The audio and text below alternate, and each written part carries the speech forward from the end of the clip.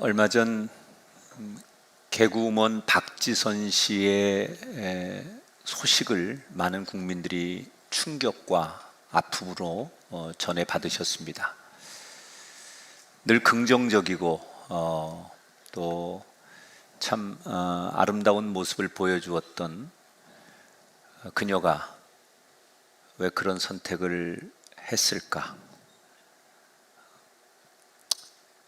깊은 더 많은 자세한 내용은 모르겠지만 지금까지 알려진 보도에 의하면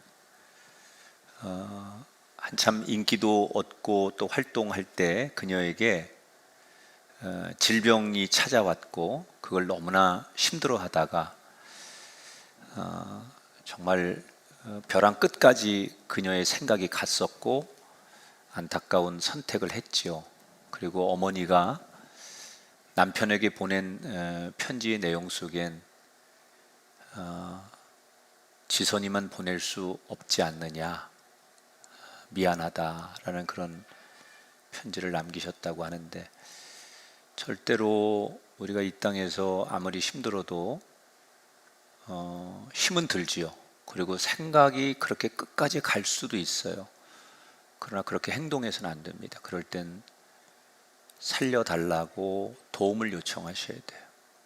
하나님께 또는 여러분 주변의 누구에게든. 사는 것만큼 중요한 일이 어디 있습니까? 살아야겠다면 누구에게든 절박하게 도움을 요청하셔야 됩니다. 박지선 양이 그런 선택을 하는 걸 보면서 참 세상이 살아가는 게 힘들구나. 그래서 우리가 이 세상은 참 험하다라고 얘기해요. 참 정말 점점점 사는 게 힘들고 또 살아간다는 자체가 참 버거운 세상. 그래서 이 험한 세상을 어떻게 우리 이겨낼까? 지금의 불행한 나의 삶으로부터 어떻게 벗어날까? 근데 오늘 우리가 만나는 성경이 출애굽이에요. 출애굽. 거기를 떠나는 거예요. 그 자리에서 불행하고 또 고통이 있던 내 자리에서 이대로는 안 되겠다고 해서 떠나가는 삶, 탈출하는 삶. 그래서 오늘부터는 출애굽기의 말씀을 나눌 건데, 우리나라 성경에는 이게 번역이 안 됐어요. 그런데 히브리어 원문에 보면 출애굽기 제일 맨 앞에 히브리어로 그리고라는 접속사로 시작을 해요. 출애굽기가. 그러니까 이건 뭘 의미하는 거냐? 우리가 지난주까지 나누었던 창세기 말씀을 50장으로 끝나는 게 아니라 창세기 말씀을 이어서 연결되어지는 책이 출애굽이다. 그걸 얘기하는 거예요. 근데 우리나라 성경에는 번역하는 과정에 그런 얘기들을 빼놨기 때문에 원래 출애굽기는 창세기의 연속이라는 것을 말해주는 거죠. 자, 그러면 지난 시간에 창세기 50장의 얘기를 잠깐 봐야겠죠. 야곱의 아들 요셉이 죽는 이야기를 살펴봤죠. 그리고 나서 요셉이 죽고 나서 그러면 그의 형제들 야곱의 가문은 어떻게 되었을까? 이 궁금증을 가지고 출애굽기는 시작하는 거예요. 자, 많은 세월이 지난 다음에 그 야곱의 후손들은 지금 이집트 남의 나라에서 사는 건데 어떻게 되었을까? 5절 6절에 보니까 요셉과 그의 모든 형제와 그 시대의 사람은 다 죽었고 이스라엘 자손은 생육하고 불어나 번성하고 매우 강하여 온 땅에 가득하게 되었더라. 그의 후손들이 많아졌어요. 그리고 그들이 이민 와서 자리를 잡은 고센이라고 하는 땅에서 그들은 이집트 사람들의 어떤 방해도 받지 않고 평안히 잘 지냈고, 중요한 거 그들의 가족들의 수가 가문을 넘어서 민족을 이룰 만큼 번성해졌다 그랬어요. 여러분, 사람이 누리는 자유 가운데 예배를 자유롭게 드린다는 건 정말 큰 축복이에요. 저는 이제 이렇게 외국을 나갈 기회가 많이 있는데 가까운 동남아 같은 데를 나가도요, 예배를 자유롭게 드리지 못하는 나라들이 꽤 있고요. 무슬림 국가 같은데, 유럽에도 그렇고요. 하나님 이야기를 마음껏 못해요. 무슨 이런 인권이나 이런 사람들의 가치를 존중하는 시대에도 기독교인으로서 예배를 마음껏 드리지 못하는 나라들이 꽤 많습니다, 지금도. 근데 우리는 예배를 드리는 자유를 갖고 있다는 건 참 행복한 거예요. 근데 지금 야곱의 후손들이 누리는 축복 중에 하나가 뭐냐? 고센 땅에서 누구의 터치도 받지 않고, 그 이집트라는 이방 나라인데 종교가 다른 이방 나라에서 자기들끼리 마음 놓고 예배를 드리고 자기 조상들이 만난 하나님의 이야기를 후손들에게 나누어 줘도 문제가 되지 않을 만큼 신앙적으로 우선 행복했다는 거예요. 왜 그랬을까? 당시 거대한 이집트 땅에는 이집트 사람들이 저 변방에 있는 고센 땅은 별로 그들에게 중요하지 않았어요. 그리고 거기에는 이스라엘 사람들이, 야곱의 후손들이 이민 와서 살고 있고 그 인구가 엄청나게 늘어나고 있는 걸 알고 있지만, 그 이방인들이 사는 그 땅은 우리가 사는 땅에 비하면 별거 아니다. 그래서 별로 터치를 안 하는 거예요. 그러니까 그 고센 땅은 이스라엘 자손들이 마음 놓고 하나님 앞에 예배하고 자손들이 번영하며 살기에 좋은 땅이었다는 거예요. 자, 그러면 지금 남의 나라에 이민을 와서 이렇게 그들의 후손들이 잘 되고 그 기존의 이집트 사람들에게 방해를 받지 않고 살 수 있는 환경을 누가 만들어 줬을까요? 하나님께서 그렇게 섭리하신 거예요. 그럼 왜 하나님은 이스라엘 백성들에게 그렇게 신앙의 자유와 그들의 후손들이 번영하도록 그들을 그런 환경으로 만들어 주셨을까? 이유가 있어요. 그게 뭐냐?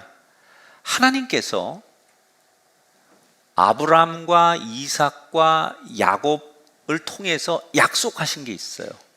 내가 너희들로 하여금 큰 민족을 이루게 할 것이고, 그 민족이 이루어지면 너희들에게 새로운 큰 땅을 허락하리라.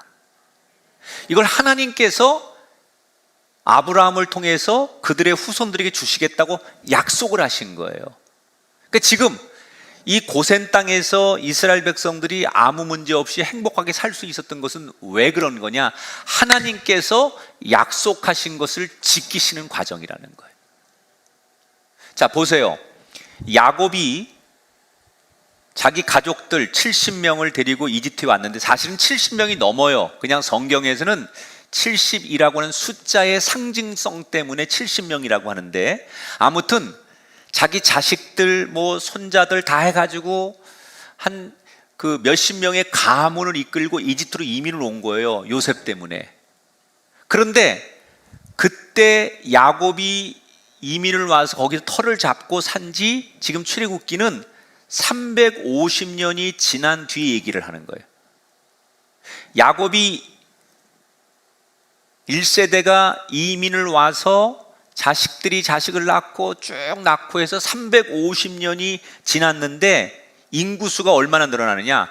나중에 모세가 그 자기 민족을 이끌고서 이집트를 떠날 때, 출애굽할 때 인구가 얼마예요? 200만 명이 넘었단 말이에요. 70명으로 시작해서 성경대로라면 이스라엘 민족을 이루는 거대한 민족으로 성장했어요. 근데 이게 누가 약속한 거예요? 하나님이 약속했거든요. 시작은 미약하지만 내 나중이 심히 창대해지리라. 여러분, 이 약속은 이스라엘 민족에게만 한 약속이 아닙니다. 저와 여러분에게 한 약속이에요. 하나님이 우리에게 약속하셨어요. 내가 너를 고아처럼 버려두지 아니하리라. 나는 세상 끝날까지 너희와 항상 함께 있을 것이다. 너희가 내 이름으로 부르짖으면 나는 반드시 응답하리라. 우리가 조른 얘기가 아니에요. 하나님께서 우리에게 약속하신 얘기예요. 그러면 하나님은 이스라엘 민족에게, 아브라함에게 내가 너의 후손들을 큰 민족을 이루도록 하겠다고 약속하셨기 때문에 지금 이런 과정을 만드시는 것처럼 하나님이 오늘도 우리에게 하신 약속은 우리의 가정과 내 자녀들과 내 인생에 그대로 이루어짐을 믿으시기 바랍니다. 그렇기 때문에 우리는 이걸 믿는다면 내가 어떤 시련을 만나고 어려움을 만나도 지금 내가 만난 이 시련은 하나님이 나한테 하신 약속을 이루시는 과정이구나. 이 시련이, 내가 만나는 이 고통과 아픔과 어려움들이 하나님이 나를 향하여 하신 약속을 이루시는 과정이라고 믿는다면 우리는 지금 우리가 당하고 있는 이 어려움과 염려를 이길 수 있지만 그 약속이 없이 그냥 내가 당하는 고통 앞에만 슬퍼하면 이길 수가 없다는 거예요. 여러분, 하나님은 여러분이 지금 어려움 가운데, 염려 가운데, 힘든 일 가운데 놓여 있는 걸 아십니다. 그런데 아시는 하나님께서 왜 그냥 두느냐? 이것은 하나님께서 여러분에게 약속하신 것을 이루시는 과정일 뿐이기 때문에 두시는 거예요.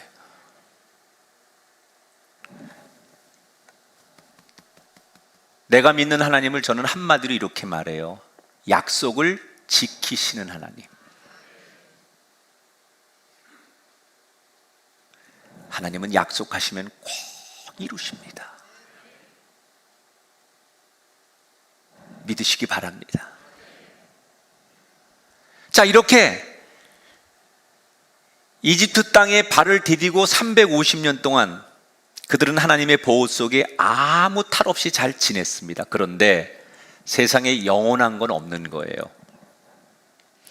그 고센 땅에 살고 있는 야곱의 후손들의 이스라엘 민족에게 조금씩 현실이 바뀌기 시작합니다. 그러니까 오늘 출애굽기 1장에 가장 우리가 역사적으로 주목해야 될 게 뭐냐면 350년이 지날 즈음에 이집트 땅에 무슨 일이 생겼냐? 쿠데타가 일어납니다. 그래서 원래 왕권을, 정권을 붙들고 있던 정권이 무너지고 새롭게 쿠데타를 일으킨 새로운 정권이 들었습니다. 근데 이 정권이 기존의 정권들을 다 지우는 거예요. 특히 새로운 정권을 잡은 사람들은 과거 정권의 역사적으로 상징적이었던 그 옛날 영웅과 같았던 요셉이라는 총리, 그 왕, 이런 업적을 지으면서 거기에 관계된 이스라엘 민족들에 대해서도 부정적인 시각으로 바라보게 돼요.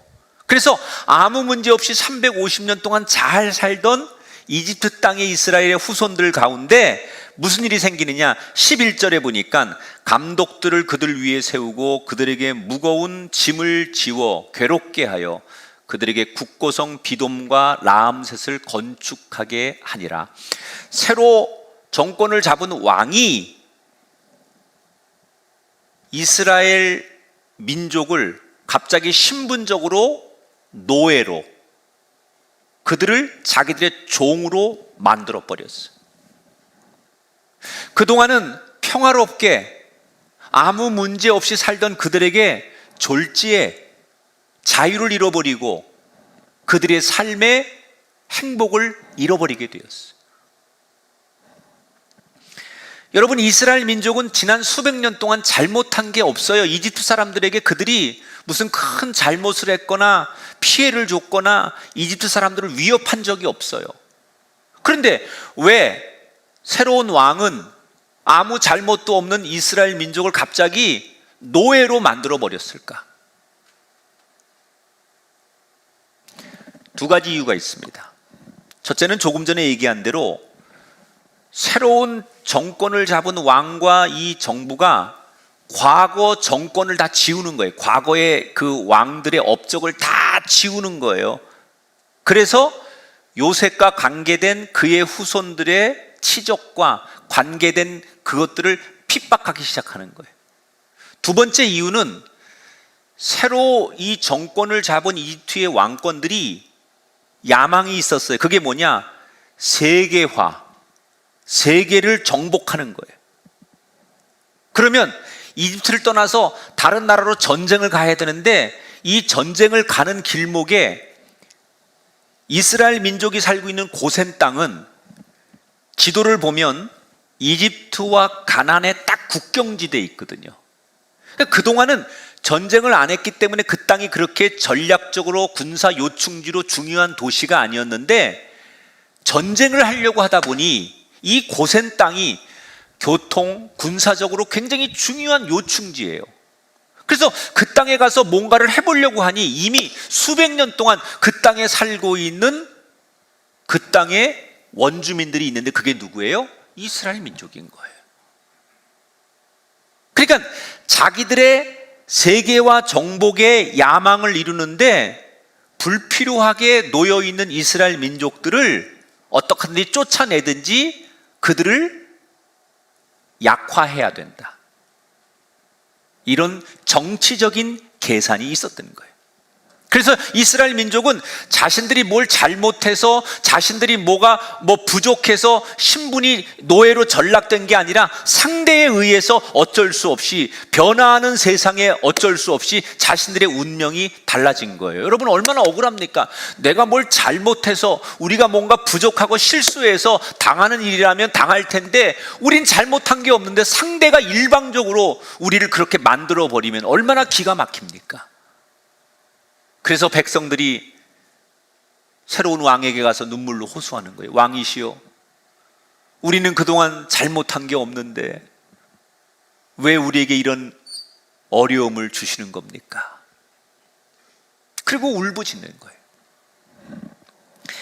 저는 우리가 이 상황이라면 얼마나 억울할까?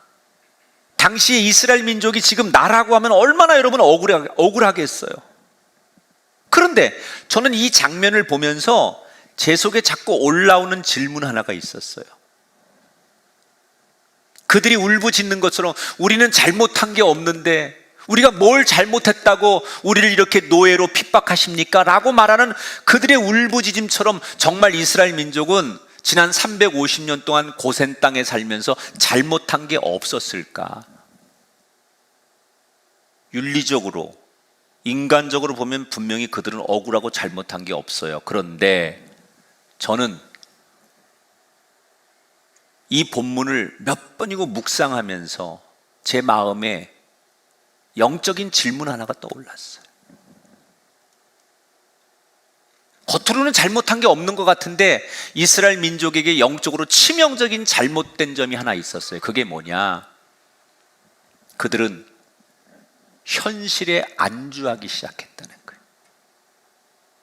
그래서 하나님이 그들에게 주신 약속을 그들은 망각하고 잊어버리기 시작했어요. 여러분 지난 시간에 창세기 마지막 장을 소개해드리면서 요셉이 죽는 얘기 소개해드렸잖아요. 그때 요셉의 형제들과 가족들이 울면서 요셉 보고 죽지 말아라, 죽지 말아라. 네가 죽으면 이 이집트 땅에서 왕이나 많은 사람들이 너 때문에 우리가 무시당하지 않고 여기서 살 수 있었는데 네가 죽으면 우리가 여기서 쫓겨날 수도 있고 우리가 이방인이기 때문에 이 이집트 사람들에게 무시당할 텐데 너 없으면 어떡하냐, 이런 말을 막 하지요. 막 울었어요. 그때 걱정하는 자기 형제들과 자손들에게 요셉이 남긴 마지막 말이 뭐냐? 창세기 50장 25절에 보면 하나님이 반드시 당신들을 돌보시리니 당신들은 여기서 내 해골을 메고 올라가겠다 하라. 요셉이 뭐라고 말했어요?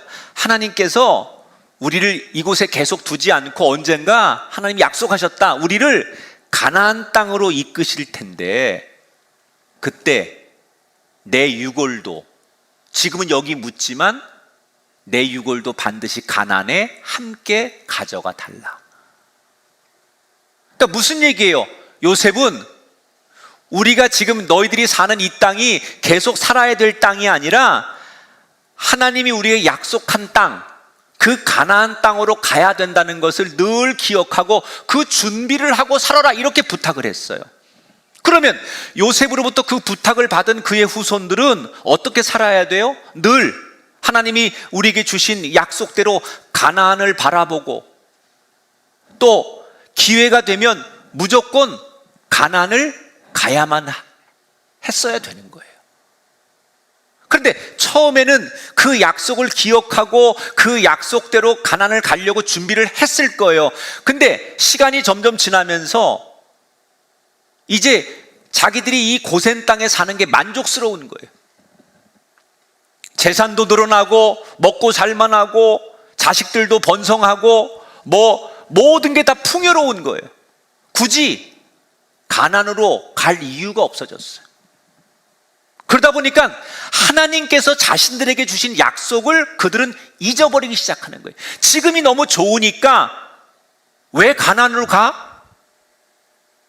갈 이유가 없는 거예요. 가고 싶지 않은 거예요. 하나님께서 우리에게 약속하신 것을 머리는 알고 있지만 어느 순간부터 자신들의 현실의 삶에 그들이 안주하면서 하나님을 외면해버리기 시작했다는 거예요. 그게 350년이 지속된 거예요. 하나님이 그걸 아신 거예요. 지금이 너무 좋으니까, 지금이 너무 만족스러우니까, 이걸 놓치고 싶지 않으니까 하나님이 약속하신 것을 꿈도 꾸지 않아요. 이걸 아시는 하나님께서 그들에게 생각지도 못한, 상상하지도 못한 시련을 주시는 거예요. 저는 이 장면을 그대로 옮겨서 지금 우리 시대에 우리들의 삶의 이야기로 이 이야기를 그대로 모판을 옮겼으면 좋겠어요.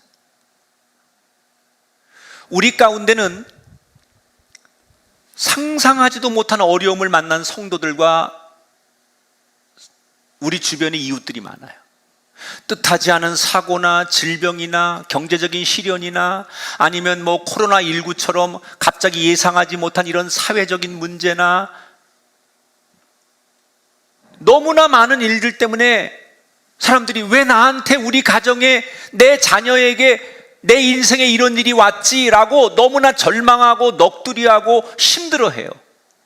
그래서 어떤 사람은 더 이상 이 삶에 주는 무게 때문에 견딜 수 없어서 나쁜 생각, 극단적인 생각을 하는 사람도 있고, 하나님 앞에 하나님 왜 내가 이래야 됩니까? 라고 원망하며 울며 괴로워하는 사람도 있어요.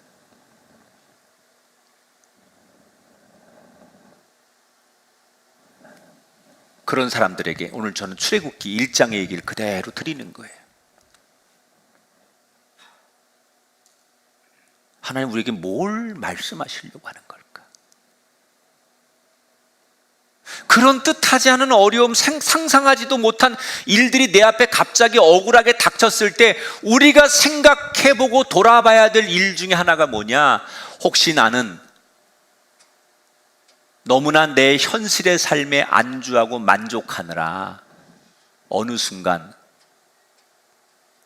하나님의 약속을 잊어버리고 사는 사람은 아닌가?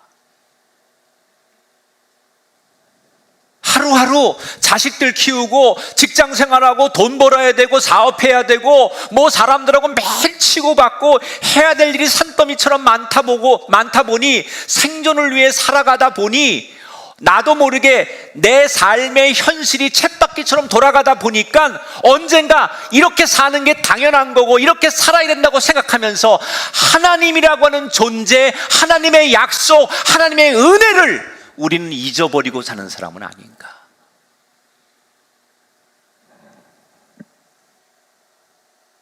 우리에게 주시는 말씀이에요. 하나님 우리에게 우리가 이 땅에서 영원히 살 거라고 말씀하지 않았어요. 우리가 가야 할 곳은 영적인 가나안, 천국이라고 약속하셨어요.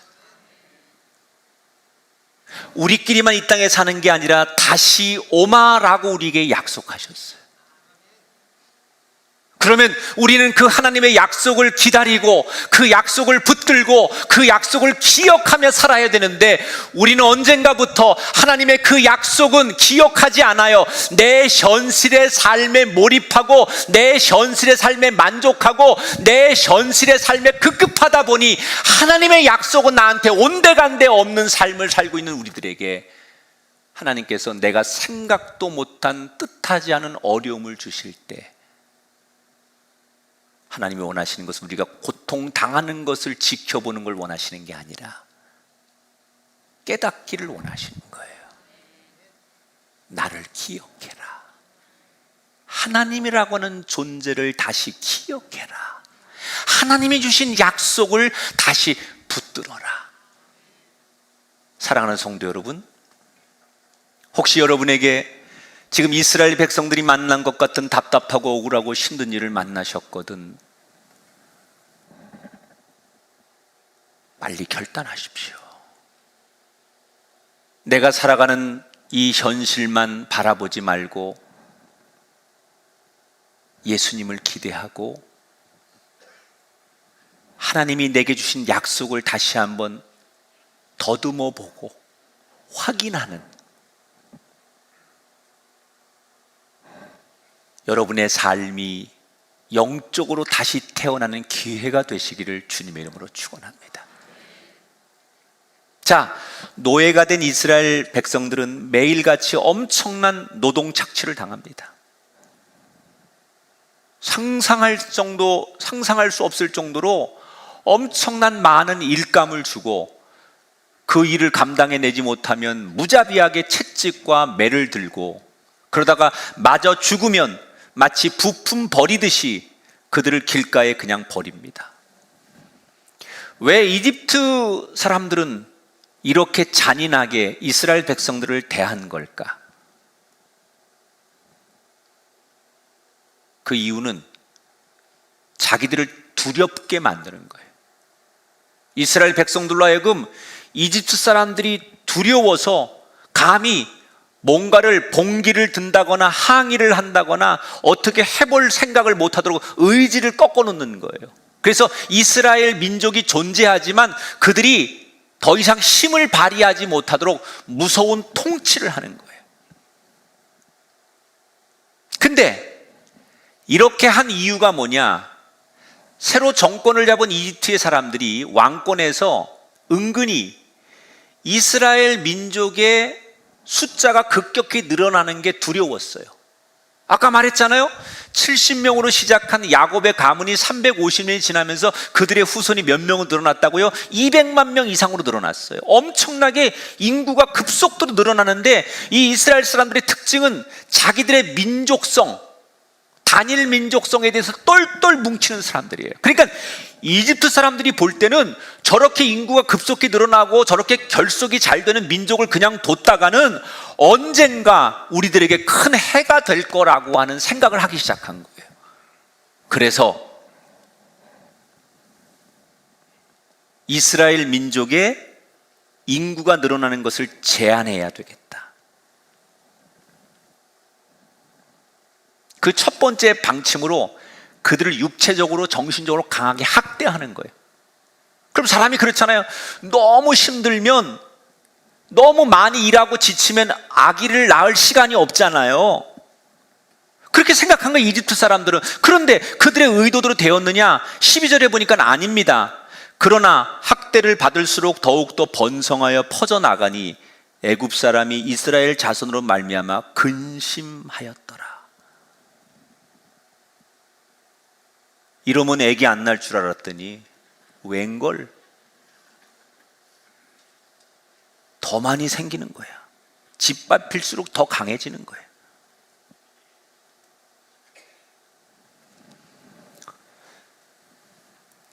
여러분, 왜 그랬을까요? 왜 이스라엘 민족은 그렇게 핍박을 당하고 강하게 짓밟히는데도 그들은 아무렇지도 않게 그들의 후손들이 번성했을까요?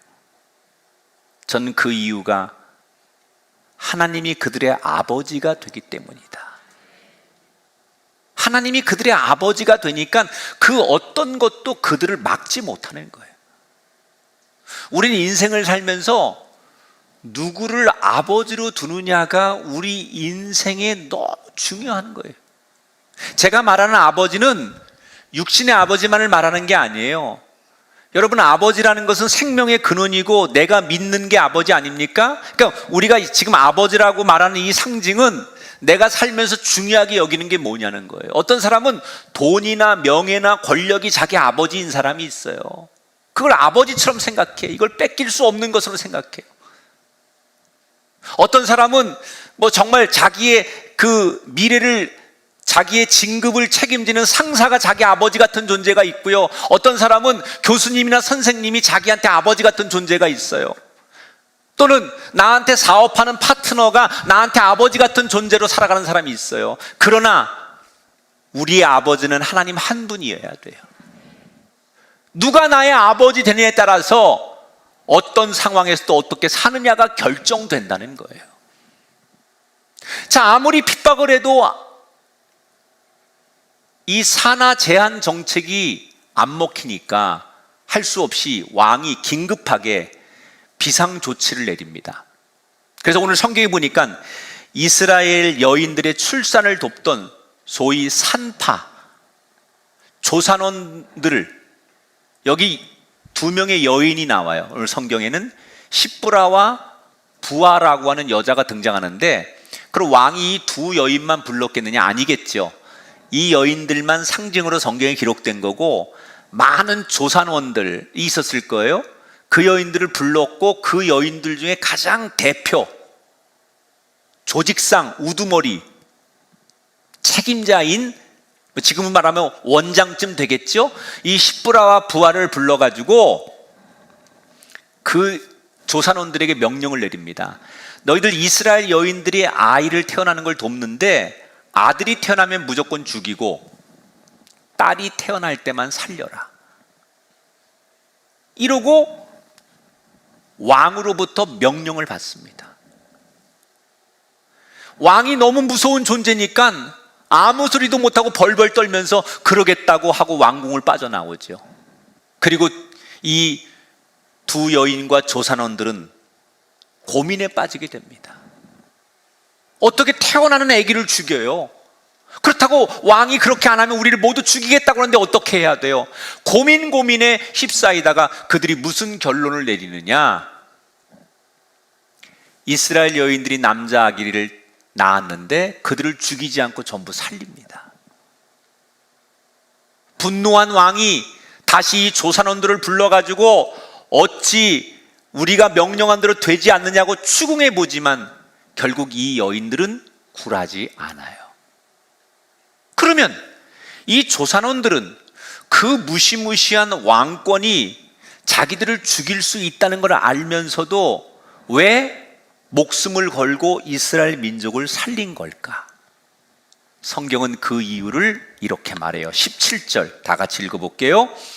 그러나 산파들이 하나님을 두려워하여 애굽 왕의 명령을 어기고 남자 아기들을 살린지라. 따라합시다. 하나님을 두려워하여. 다시 한번, 하나님을 두려워하여.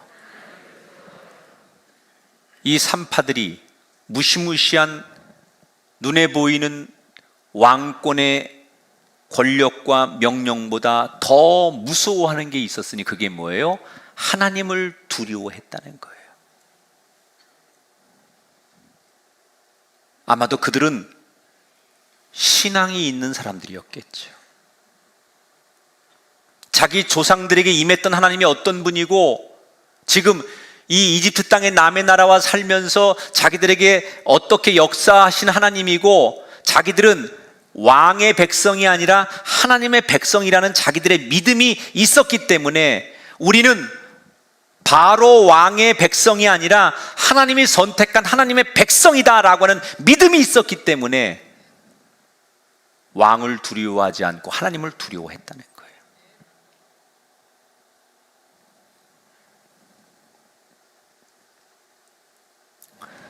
여러분, 세상에 우리가 두려운 게 많아요.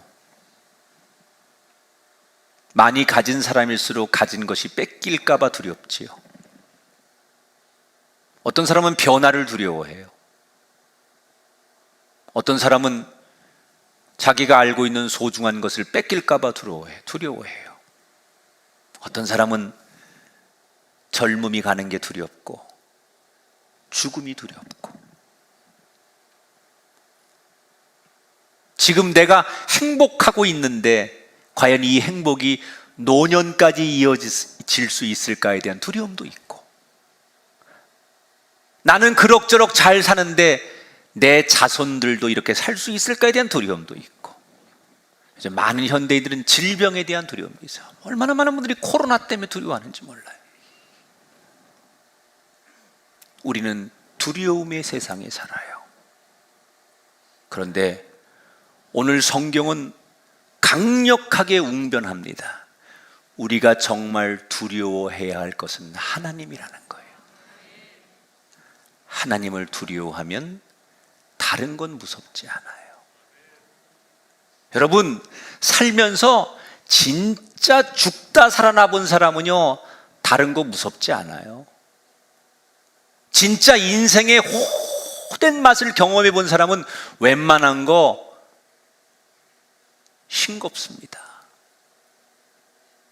우리 인생에 하나님을 두려워하기 시작하고 하나님의 존재를 우리가 무서워하기 시작하면 세상에 무서운 것은 두려움의 조건이 되지 않아요.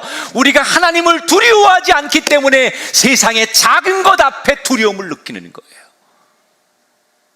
이 여인들처럼 하나님을 두려워해라. 그랬더니 이 여인들이 어떻게 되느냐? 하나님을 두려워했더니 이 여인들이 어떻게 되느냐? 21절에 그 산파들은 하나님을 경외하였으므로 하나님이 그들의 집안을 흥황하게 하신지라. 왕은 그들을 가만두지 않겠다고 위협을 했지만 그들이 오히려 더 잘 됐습니다. 죽을 것 같은 위협에서도 하나님만 두려워했더니 하나님이 그들을 지켜주셨습니다. 많은 분들이 오늘 경제적으로 죽을 것 같고, 질병으로 죽을 것 같고, 또는 관계 문제로 숨막혀 죽을 것 같고, 여러 가지 이런저런 이유로 정말 죽을 것 같습니다. 미칠 것 같습니다. 견딜 수 없습니다. 이렇게 토로하는 분들이 얼마나 많은지 몰라요. 그런 많은 성도들에게 오늘 저는 이 여인들을 소개하고 싶어요.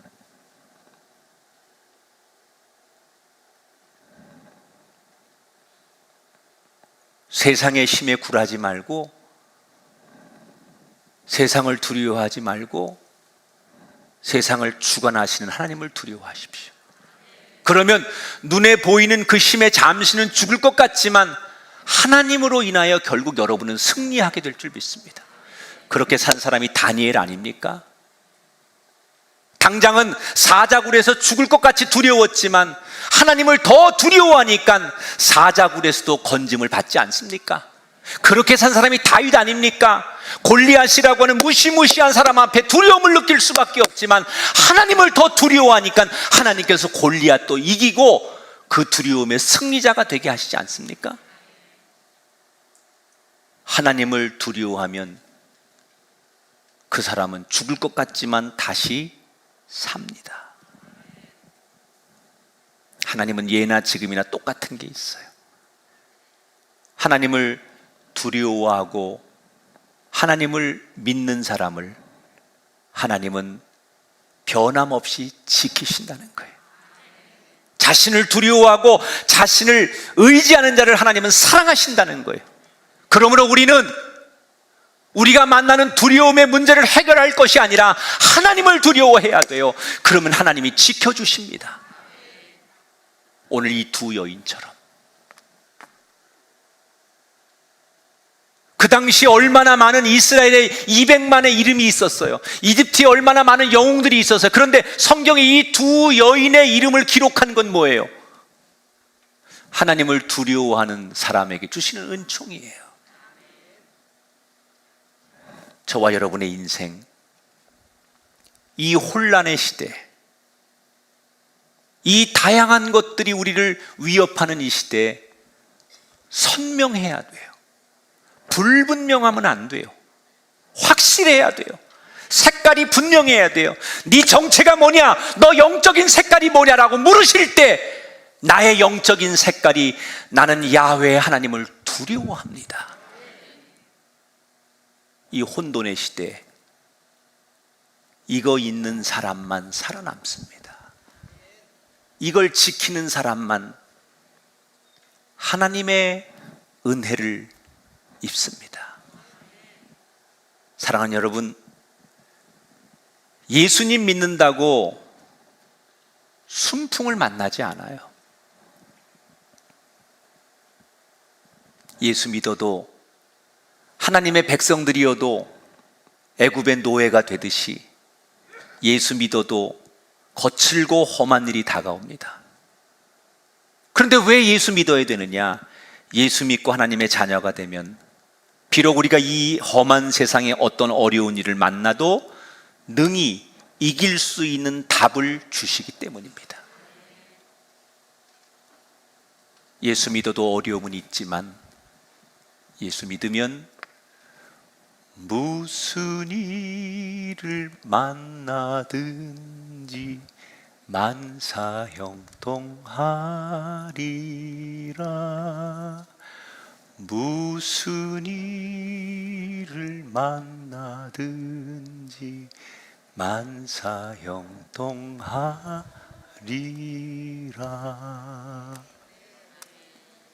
아멘. 똑같이 어려움을 당하는데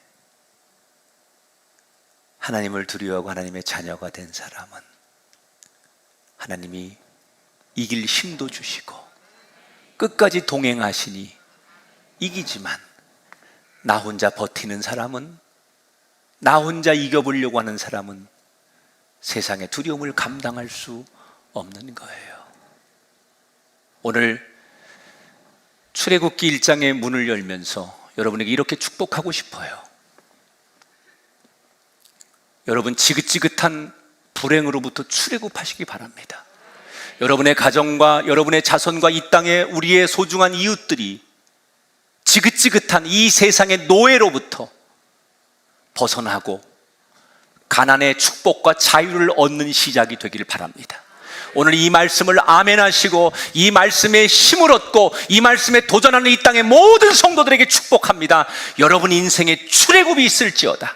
이 땅에 우리를 가로막고 우리를 노예 삼고 우리를 불행하게 만드는 그것들로부터 과감히 일어나 하나님이 주시는 약속의 땅을 향하여 걸어가는 출발의 여정이 오늘 이 말씀을 듣고 아멘하는 모든 사람들에게 일어나게 되시기를 주님의 이름으로 축원합니다.